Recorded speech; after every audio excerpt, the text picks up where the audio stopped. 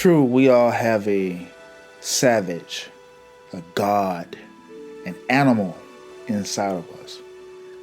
Something that we have buried deep inside that we tap into when we're afraid, when we have not. And sometimes this animal we have don't always come out. The title of this story is I Became a Demigod. It's about a guy, a true, literal rags to riches, having lemons and making lemonade. A guy who made himself and molded himself, created himself out of nothing. And it's a story, it's a user. I was just reading it. I had to tell you guys the story because I do a lot of reading. And I told you, these stories are not scripted for me.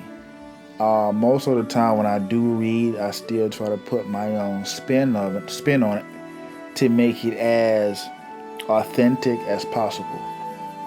Okay, so I'm gonna jump into it. I am a 33-year-old demigod. That's what he calls himself. And the only way I can tell this story is to take you back in the past. Back near my initial existence. When I was in grade school, I was always a skinny, ugly, nerdy, buck-toothed, awkward, lame kid. I remember I would come home and there were times I would see that my mom, dad, brothers and sisters didn't even want to claim me. I had no friends except one. His name was Keith. Keith, my guy, was just as weird as I was. I never played sports. I was too weak and frail. They wouldn't let me play with other kids, my peers. No girl found me attractive, so I had no adolescence experience with girls even back then. The teachers called me crazy. I was misbehaving and talking. I was my own bane of my own existence. I grew up wanting to try so many things, but the only thing I was good at was building stuff with my hands. I found that a lot of times I would repair things, I would fix things. I would always just figure out how to solve a problem. I was an A student and I excelled in math and science. I knew since I was a little kid that I wanted to become a doctor or engineer. Through grade school, middle school, and high school, it was the same thing. I was just taller. I wasn't very tall, just taller. I was around 5'10". I was fat and skinny. I couldn't dress, and same thing as in grade school, I wasn't popular with the girl. This guy has a poor self-image. Women never cared, even the ones who were on my level of nerdiness. Even they found me repulsive. Come on now. So I tried my best to hit on girls. When I went home, I would never get any advice. My brothers and sisters were more popular than I was. They had girlfriends, they had cars, and seemingly never took the time out to play with me, never took the time out to connect with me as a sibling. When I used to get beat up by bullies, they never came to my aid, even though the people who would beat me up, they were friends with, or they played basketball or football or baseball with. My sister's friends would continue to tease me and tell me how smelly and ugly I was, so my sister also never came to my defense, as if I was a leper and they cast me out. I truly had no one, and my friend Keith had moved away, so he wasn't even there. So every day, instead of eating in the cafeteria, I would go to the bathroom to eat my lunch. I remember back then hearing certain songs and crying, thinking, would it be better if I just end it all? I'm all I'm all but invisible. I'm sorry, guys. I'm all but invisible and seem like I don't exist. So I may as well make it a reality. One day, I was searching on YouTube and I looked up motivational videos, and I found myself believing that I could change. I got a full scholarship to Harvard University, academic scholarship. What I did was I majored in mechanical engineering. When I graduated high school, I hit a growth spurt. I grew up to 6 foot 5 inches. I filled out due to working out extensively in the gym and became anywhere from 225 to 240 on a given day. I was naturally slim, so it wasn't fat. I cried so hard one night, I told myself I would never be a victim again. I would never cry again. I would never be hesitant to look in the mirror. Everything that people beat me at, I would come and be better than ever. And I would come back to this town, this high school, to these people, and make them feel and dread the day they picked on me and bullied me. Even my own family, I wanted to exact revenge. So working out, I became a beast. I work out 4 to 5 times a day, heavy lifting, low reps. I would do Olympic lifting. I also got into MMA and had a black belt in Brazilian Jiu-Jitsu. Dude, this dude wasn't playing. I became a weapons expert. AR-15, Glocks, M16. I had disposable income to purchase these things, and because I was a mechanical engineer, I used to get paid basically to be on call, and I got paid very well. During college, I learned that this is what the guy says, that I had a nice sized penis. 9 inch, this is what the story is saying. 9 inches and good size, good girth. So in college, that made me a hit with the women. I've had sex through, I had sex at least 50 times through my freshman year to sophomore year. I became an expert on pleasing women, manipulating women, and I became a grade A player. I knew how to talk to women, how to get them to buy into my system. I knew how to manipulate, and also I knew how to cash in when it came to sex. Every day there were at least 1 to 3 girls calling me for me to date them or have sex with them. My friends were musicians, actors, other engineers, and military personnel. So everybody around me was successful. When I did date women, they used to ask me about my family, and I told them I'm not close or they were gone. I never claimed my family. Wow, this dude is on a mission. Saying all that, when I finally received my black belt, my weapons training, how good I was with women, I also used to play recreational football, basketball, and baseball. All the things I sucked at, I became great at. One day, I was in my bed and I heard this song come on. I forget the name of the song, so I can't name it. If I do, I would put in an update. Yeah, please put that song in an update. I want to hear that song that made you into a fucking beast. I heard that song and I couldn't go to sleep.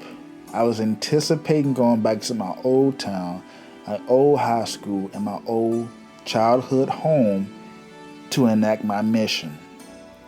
Even your family? Okay. I went home and I pulled up in my Ford Mustang GT. I was going to take my pickup truck, but I couldn't haul. I think that's what it says, haul. I think he meant to say something else. I got to my family house, and when I got out of the car, my dad came rushing outside to ask who I was because I was looking around the front yard. He didn't recognize me until I took my glasses off. He looked at me and cried instantly. He asked everyone out inside the house to come in. My mom had gained weight and she was still working as a dish cook. I don't know what that is. And my dad was still working in warehouses, which was a decent wage. My brother never went to college, and 15 minutes of fame were up in high school. My sister was now pregnant. So I guess he left for like 4 or 5 years and came back after going to college. He never called or visited, obviously. They couldn't recognize him. My sister had 2 to 3 kids, in which she stayed with my parents' house along with my oldest brother. When I came back, like I said, I had a growth spurt, so I was 6'5", and I looked down on them figuratively and literally. Wow. They all marveled at my muscles and my car and the way I spoke in confidence. They brought me inside the house and fed me food, and I was embarrassed to see that there were roaches, kids crying with snot and boogers in their nose, and it smelled. I looked at my father and mother as bad parents and bad guardians. When I looked at them, I felt embarrassment and disgust. Wow. I told them I had somewhere to be, so I left, and my sister held my arm because she did not want me to leave, and the baby was crying, and I remember thinking, I can't be from this family. When I left the house, I smiled because they were all waving at me from the porch. I used to think, y'all hated me. You couldn't stand me. You couldn't stand the sight of me. You couldn't smell me. You never came to my defense. You ridiculed me, and now you want my attention. I looked back one last time as to say it was the last time I see my family. The first thing I did was I looked up the prettiest girls in school from high school and middle school. I wanted to see them, and I wanted to enact my second mission of revenge. When I met Sabrina, she was working at a diner. This might be like a country town. A diner, and instantly when I came in, she's the only person so far who noticed me. I grabbed her by the arm and told her, I think you're very beautiful. You need to be my wife. Let me take you out of this dump. Not meaning it, of course. I can't believe he said that to her. We set up a date for the next night. I took her to the movies because I figured she couldn't last in my life, so the movies probably be the highlight of her day. I took her to the movies and drove her back to her house, and in fact, she was ready and primed to go. And I remember thinking, wow, a movie? You just took a movie? I had sex with her multiple times, left her orgasming back to back. Her legs were shaking and begged me not to go. I told her I don't deal with trailer trash, and I left her sitting in the bed looking stupid. And I remember taking out $5 in my pocket and throwing it on the bed and saying, glad to shake up your world, I think. So he's still kind of corny for what I'm seeing. The next day, I wanted to look up everybody who beat me up. So I went to the warehouse I think my father worked, and found out that a lot of my ex-classmates who bullied me also worked down there. When I went down, I picked a fight on purpose with 3 to 4 guys. And it's funny when you graduate high school because people look smaller later in life. I remember picking a fight and spitting in the guy's face and telling him to do something about it. They rushed me. I knocked several of them out, broke their noses, and put one guy in the arm bar and snapped it in 2 places. I remember leaving with not even sweating, not even with a mark on me. Only thing I had was a missing shoe because I think I accidentally broke it off on one of the guy's asses. That's what the story says. I left, and I remember thinking, I'm not done yet. I remember going to my high school with my teachers and asking them. I looked up. Okay, one of them was dead, the other was still working. I remember asking them, "Do you still work here? How much do you get paid?"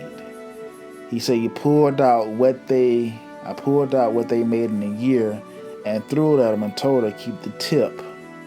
I remember going to the principal's office, not seeing the same principal, and I remember telling them, I'm going to be the biggest thing in this town, and you guys missed out on it. So he really felt some type of way. I remember going back to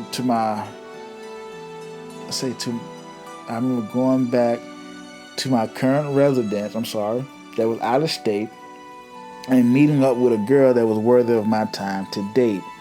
I remember having sex with her that night, and I remember crying to myself that I didn't feel more. I remember crying to myself that night and having nightmares about what I did to my family and those guys that bullied me. I was crying like a baby. I broke down so much, my eyes were swollen shut. I was snibbling and snotting uncontrollably, and she had to hold me to stop me from trembling. I didn't know who I was, and I became everything that I fought against. I didn't like myself. I've always found that I never belonged. Even now, with these muscles, the money, the cars, the women, I still don't belong, and it haunts me every day. And every day when I wake up, I try to be a better person, but the only thing I remember is the look of disgust from my dad and being punched and spit on as a kid, when the only thing I wanted to do was be happy and get along with everyone and be weird. So as I'm telling you today, 2 parts. Never stand up for bullying. Always stand up to bullies. Be strong. Never try to get revenge because you won't feel good coming back out the back end of it. Always try to be yourself and give light to this earth. As of right now, I want to get married, but I feel I have no love to give. I fear being a father because I fear he'll get bullied the way I did. And today I sit here, 34 years old, and alone in a room like I was when I was 8 years old. And I thought to myself, nothing ever really changes. Wow. That was a pretty long one. So this guy was bullied, ridiculed, he felt like his family or friends, well, he didn't have any friends, felt like his family didn't love him his whole entire life, and he became a demigod, per his words, and everything he didn't have or was picked on for not having, he got and procured. And he went to that town or back to his spot, his hometown, to get revenge on everyone. But it was so harsh what he did, he felt bad for it. And he was still that same weird, alone, awkward, corny kid. And he still didn't feel good from it. And that's a sad story. Actually feel bad for him because he don't have any connections with his family. He don't have any friends. I think his friends are just like show friends. They probably run in the same circles. And he said he wants to have kids, but he's afraid the kid will get bullied. He's afraid of being a father because he don't feel anything. Wow. We can all get something from this story. I can get something from this story. We all can. This is a good story, but it's sad. And he needs help. I'll be finding the help you get. I'll be finding the help you need, man. We all have been there. Whether it was physical, mental, family, friends, we all have been there. Guys, post your comments down below. This is Dark Knight Radio. I'm Dark Knight. You guys be good and be safe.